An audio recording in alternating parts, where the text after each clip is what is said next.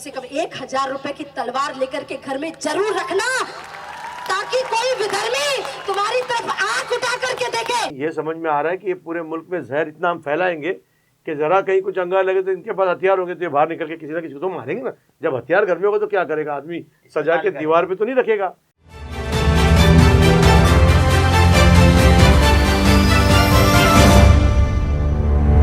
मैं हूं जहांगीर रियासत, आप देख रहे हैं न्यूज़ ऐप के। आज हमारे बीच मौजूद है नूर खतीब। उमरा शहर के अंदर किस तरह से राजनीति करना चाहिए, राजनीति का पहला स्टेप क्या होता है। सियासत करना जरूरी नहीं है, लोगों को ये समझना चाहिए। सियासत प्लेटफॉर्म है खिदमत करने की, आवाम की हो, कौम की हो या मुल्क, या बाद लोग पूरे दुनिया में ह्यूमैनिटी के लिए काम करने वाले बड़ी बड़ी पर्सनालिटी जो काम करती। तो अपना शहर अगर जो लोग नए आए खिदमत करना चाहते हैं, अच्छी बात है, क्योंकि इंसानों की खिदमत करना अल्लाह ताला को पसंद है। आप किसी को भटके को रास्ता बता दो, किसी भूले को रास्ता समझा दो, किसी को मदद कर दो, किसी की चीज़ की ज़रूरत है उसकी ज़रूरत को पूरी कर दो, तो ये अच्छी बात है। लेकिन आजकल के दौर में जो सियासत है, एक रिवर्स पॉलिटिक्स जिसको हम लोग बोलते हैं, कि उल्टा करके लोग, इतने के उल्टा होने के बाद लोग जल्दी देखते हैं, अच्छी बात करने वालों को लोग कम देखते हैं, जो बुरी बात करता है, डिस्प्यूटेड मैटर्स के ऊपर बात करता है, उसको लोग जल्दी देखते हैं। तो ये बुरा है।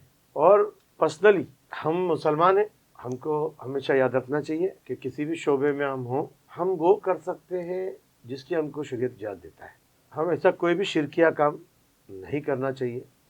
जैसा कि अभी आपने किसी बंदे का बीच में चर्चा चल रहा है कि दूध से किसी नेता के फ़ोटो को धोया, फिर किसी नेता, बड़े नेता है महाराष्ट्र के, उनके सामने वो हाथ जोड़ के खड़ा है।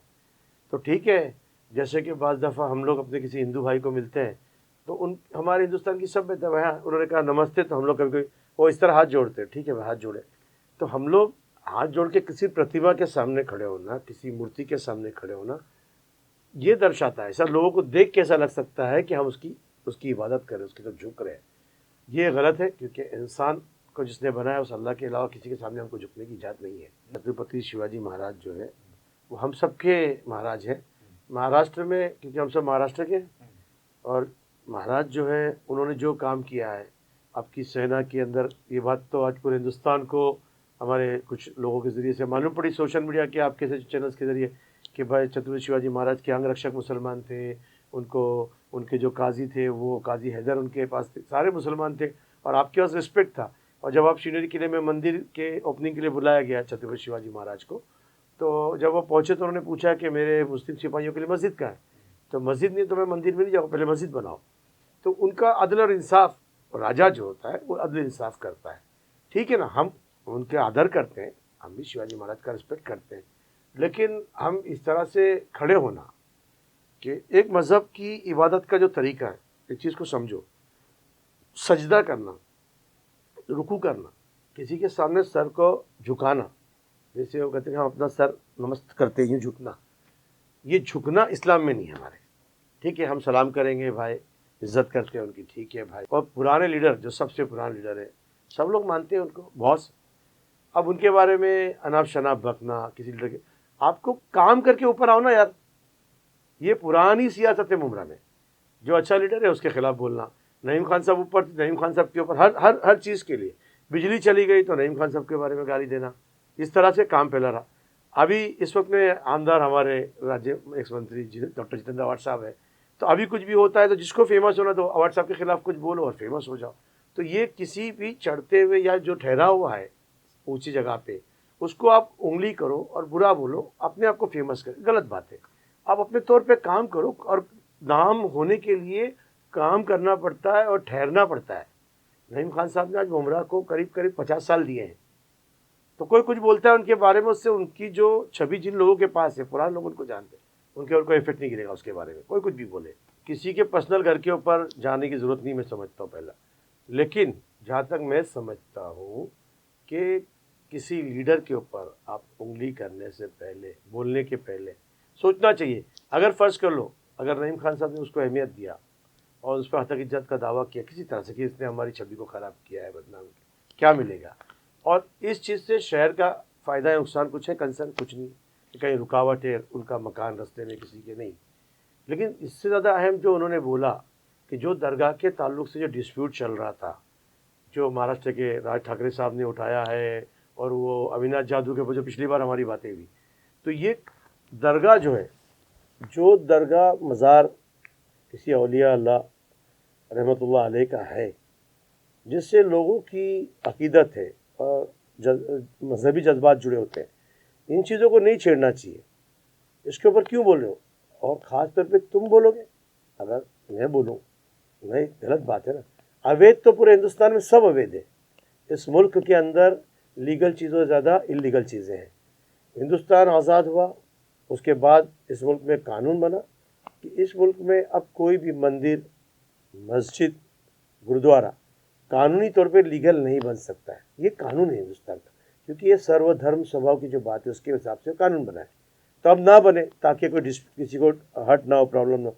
लेकिन हमारी आबादी बढ़ रही, तो हम लोगों को मस्जिदों की ज़रूरत है। तो कानून में रास्ते होते कि भाई आज मस्जिद ने मदरसे जो अब बन रहे वो मदरसे बन रहे, जो मंदिर बने वो पाठशाला या इस तरह की नाम की चीज़ बनाती, वरना कानून से तो 1952 के बाद कोई मंदिर, कोई मस्जिद अवैध लीगल है ही नहीं। तो आप क्या करेंगे? आप हिंदुस्तान में 1952 के पहले की मस्जिदें या मंदिर या दरगाहें जो है, जो उसके पहले की है सब, तो उसको तो रखना ही पड़ेगा क्योंकि वो लीगल है। अब उसके बाद जो बनी है अगर कोई चीज़, तो फिर तो पूरे देश में बहुत सी चीज़ें, सभी सब मैं कह रहा हूँ कि तकरीबन सब चीज़ें बहुत है।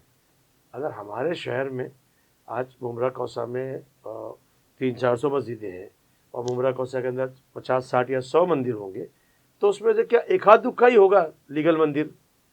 3-4 ही मस्जिद होगी जो रेगुलाइज होगी 1952 के पहले की, बाकी सब मदरसे के नाम से बाद में बनी, मदरसे बने। तो कल क्या बोलेंगे? इलीगल करके सब तोड़ दें? अरे भाई, अकल के नाखून लो, इंसान बनो। किसी दरगाह के ऊपर, किसी मज़ार के ऊपर आप क्यों जा रहे हो? ठीक है, वो आपका ज़ाती पस्तल, किसी की दुश्मनी होगी, किसी आप लोगों के बारे में आप बोल रहे हो, कुछ भी बोल रहे हो, तो आपको ऐसा लगता है, तो फिर सोशल मीडिया के बदले अगर आपके कोई प्रूफ है तो आप जाके कानूनी कार्रवाई करो। इस मुल्क में अदालत खुली है, पुलिस स्टेशन खुला है।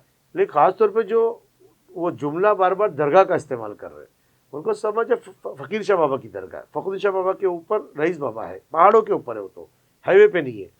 तो कल तुम इधर बोल रहे हो, फिर ऊपर जाओगे, इधर जाओगे, ये क्या मतलब है? यानी मतलब कुछ नहीं है, सिर्फ पॉपुलर होना है, फेमस होना। तो आप ऐसे लीडर तो इतने बड़े हो, जब इतने बड़े पार्टी के लीडर हो। महाराष्ट्र के अंदर एक पार्टी अच्छी, नवनिर्माण सेना एक अच्छी पार्टी थी, एक अच्छा अपोजिशन था। देखिए, सब चीज़ झूठ है। मैं एक बात ज़रूर बोलना चाहूँगा कि जैसा उन्होंने कहा था कि हिंदू खतरे में, ठीक है, 150 करोड़ की आबादी का देश जो आज दुनिया में नंबर 1 पे चला गया, चाइना को पीछे छोड़ दिया, उसके अंदर 15 या 18% मुसलमान अगर आप पकड़े, तो 100 करोड़ में 18 करोड़ मुसलमान, ठीक है, और 130 करोड़, 150 करोड़ में कितने हो जाएंगे भाई? 27 करोड़। तो भाई 25 ही करोड़ पकड़ो या 27 करोड़ पकड़िए। 27 करोड़ मुसलमान से ये कैसे हो सकता है कि 122 करोड़ मुसलमान हिंदू भाई हमारे खतरे में? उन्होंने कहा ना कि मुगलों के शासन में 700 बरस की हुकूमत मुगलों ने की, तब हिंदू खतरे में नहीं था हिंदुस्तान में। तब तो हिंदुओं को, भाइयों को हमारे मुसलमान मार तोड़ के तलवार से नहीं बनाया गया था। सत्ता में तो हमारे मोदी जी है प्रमुख नेतृत्व में, तब तक ठीक है। अगर योगी जी आ गए ना तो फिर गूगल पर भी मुगल ढूंढने पड़ेंगे। ये क्या कर रहे हैं? ये सिर्फ दुकान चला रहे हैं अपनी नफरत की, और नफरत की दुकान चलाने के साथ इनके लिए जो सबसे बड़ी रुकावट है, टारगेट किया है, नाम जो चला था बहुत जोर में, लव जिहाद और लैंड जिहाद, ये नाम से इन्होंने यहाँ पे उसका ये दिया, टाइटल दिया था। लेकिन वहाँ पे मैंने सुना है, मैं गया नहीं, मैंने सुना है कि जितना बड़ा इंतज़ाम था उतनी पब्लिक आई नहीं, रिस्पांस मिलाने कोई पब्लिक आई नहीं, क्योंकि हिंदुस्तान की आवाम जो है वो हिंदुस्तानी है, वो जानती है ये सब चीज़ों से। ठीक है, कुछ लोग आते हैं सुनने के लिए, शौक से, चलो देखते हैं टाइम पास क्या बोलते, आते हैं ना। बहुत सी ऐसे लीडर हैं जिनकी स्पीच सुनने को लोग जमा हो जाते हैं, वो भी भड़काऊ भाषण देते हैं। हमारे लीडर भी मुसलमानों के, उनके लिए हमारे मुस्लिम कौम के लोग भी जाते हैं, देखे तो सही क्या बोलते हैं भाई, सुन ले। तो ऐसा सुनने आते। अब वो लव जिहाद और लैंड जिहाद के बारे में तो मैंने कहा सुना नहीं, लैंड जिहाद उन्होंने साइड में रखकर ज़ाहिर के ऊपर बात की, जबकि इस वक्त में ये साफ है कि इंडिया के अंदर भगवा लव ट्रैप चालू है। कई लाख मुस्लिम लड़कियां हिंदू बनाई जा चुकी और कई के पीछे लगाया गया है, और वो तो बाकायदा ऑफिशियली यूट्यूब के ऊपर सारे वीडियोस मौजूद है। बाकायदा वो लोग आह्वान कर रहे हैं कि भाई जाइए, मुस्लिम लड़की को पटाइए, उसको ले जाइए, शादी कीजिए, और शादी के बाद हमारे पास आओ, मुस्लिम लड़की को शादी कर, हम तुमको घर देंगे, पैसा देंगे। तो ये कर क्या रहा है? कर क्या रहे? इस तरह से मतलब ये अगर मुसलमान से इस देश को खतरा है, हिंदुओं को खतरा है, तो फिर तो मुसलमान की बच्चे शादियां क्यों कर रहे भाई? एक सूती की साड़ी पहन के रह लेना, पर किसी भी विधर्मी को अपने ऊपर, अपने सम्मान पे हाथ लगाने मत देना। और अगर किसी विधर्मी ने किसी माँ की तरफ आंख उठा के देखा तो कम से कम इतनी हाथ जोड़ के आपसे प्रार्थना तो कर ही सकती हूँ कि 5-7 लाख के गहने कपड़े नहीं पहनोगे तो चलेगा, हजारों लाखों रुपए के जो मेकअप प्रोडक्ट लगाती हो नहीं चलेगा, नहीं लगाओगी कोई बात नहीं, लाखों रुपए के आईफोन लेती हो नहीं चलेगा कोई बात नहीं, लेकिन कम से कम 1000 रुपए की तलवार लेकर के घर में जरूर रखना, ताकि कोई विधर्मी तुम्हारी तरफ आंख उठा करके देखे। और हथियार घर में लाओ किसके लिए लाओ? मतलब क्या? खुद के रक्षा के लिए, घर के अपने घर के सेल्फ डिफेंस के लिए अगर आप लाने की बात करेंगे तो संविधान में उसकी इजाजत नहीं है तलवार रखने की। जब आपको इजाजत, तो आप हथियार कैसे मांग सकते हैं? आप लाठी रख सकते हो, डंडा रख सकते हो, जो घर में अलाउड है वो रखिए आप सामान, और खरीद करके ला के रखो। ये मतलब तुम किस चीज़ की आह्वान कर रहे हैं? कोई बहुत बड़ी जंग छेड़ने जा रहे हो आप लोग तो। यानी ये समझ में आ रहा है कि ये पूरे मुल्क में जहर इतना हम फैलाएंगे कि ज़रा कहीं कुछ अंगा लगे तो इनके पास हथियार होंगे तो ये बाहर निकल के किसी ना किसी को तो मारेंगे ना। जब हथियार घर में होगा तो क्या करेगा आदमी?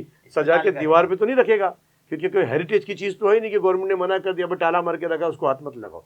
तो अगर तुम अपने घर में ला के रखोगे तो ये जो भड़का रहे और बहका रहे और गुमराह कर रहे तमाम को, हमारे हिंदू भाई बहनों को, मैं कहूँगा भाई ऐसे कोई मौलाना हो या कोई पंडित हो, ये सब पाखंडी है। जो ये कोई धर्म की बात ही नहीं है, इसमें ना कोई मुल्क की मोहब्बत की बात है ना संविधान की बात। ऐसी बातों को सुनो ही मत, ऐसे लोग को ध्यान ही मत दो, छोड़ दो इनकी बातों बस।